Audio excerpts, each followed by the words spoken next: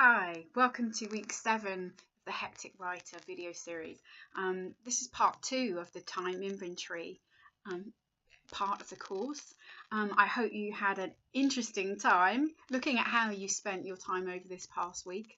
I'm sure most of you found some surprises about where your energy and time are going. Now, it's not to beat yourself up, as I said last week. I just want you to be honest and open about it. But if there's 20 minutes a day you found that you're online, maybe that's 20 minutes you could be writing in a notebook. Or maybe there's 20 minutes you just spend lolling about watching Netflix. Could you go and spend that writing? I remember Elizabeth Gilbert once said she had a writing mentor, and her mentor said, "So Elizabeth, what's your favourite TV show?" And she said, "The Sopranos." And her mentor said, "Not anymore." And so basically, I'm not going to be that harsh and say you have to stop watching all your favourite shows, because I believe these things are inspiring. But she gave up The Sopranos, and you know how successful she is now.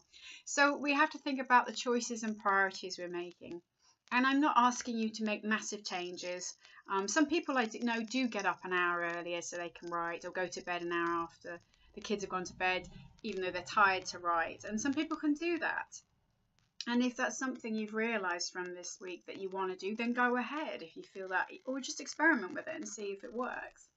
But basically, what we believe in the Martha Beck coaching world is that everyone should do things in tiny turtle steps, kind of baby steps, because big changes don't last. I've mentioned this before, and that's why we have New Year's resolutions that are gone by January the 3rd. So what I want you to do then is to start experimenting with using your time in a little bit of a different way. And one wonderful thing that I have found useful myself is something that was brought up by my mentor, Michael Nobbs of Sustainably Creative. And he uses a timer to do creative tasks. He's an artist, 20 minutes a day, because he has ME and chronic fatigue like I have, actually. And so basically he has limited energy, but this is very useful for all of us who have limited time, let alone anyone who has chronic health problems such as myself and Michael. So what I want you to do is experiment using a timer, and we all have them on our phones now, but it could be a nice pretty kitchen timer if that gets you going. I have a nice pink cupcake, and I want you to set it for the lowest possible time you can imagine writing. That you say to yourself, "That's easy peasy lemon squeezy. Of course I can do that, Sharon. That's laughable." It could be 5 minutes, it could be 2 minutes, or it could be 50 words. You can do it by words as well if you really want to, but it has to be a tiniest amount of writing that you can imagine doing every day. Okay, and I want you to try and do that every day for the next week. And I don't, if you do put your time on for 5 minutes, you end up doing half an hour, great, but don't feel you have to. I'm almost tempted to say just stick to the 5 minutes so you're raring to go the next day. And then if you've managed to stay in that, you put it up to 10 minutes. And if you find 10 minutes is too long, you take it back down again. It's about working with your limits and making progress in a very gentle, sustainable way.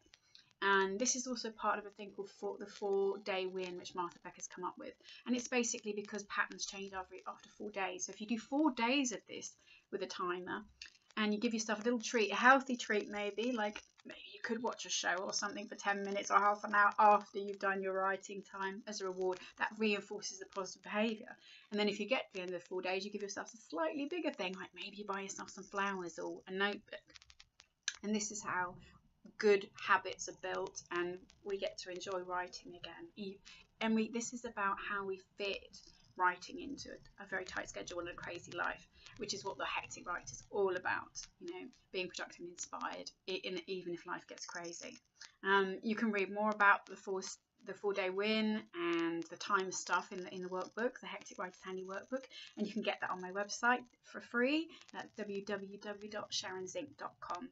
And you can come find me on the Hectic Writer hashtag or the Hectic Writers group in Facebook. And I look forward to hearing how you're getting on with your timer and you're getting you writing again. Okay, bye.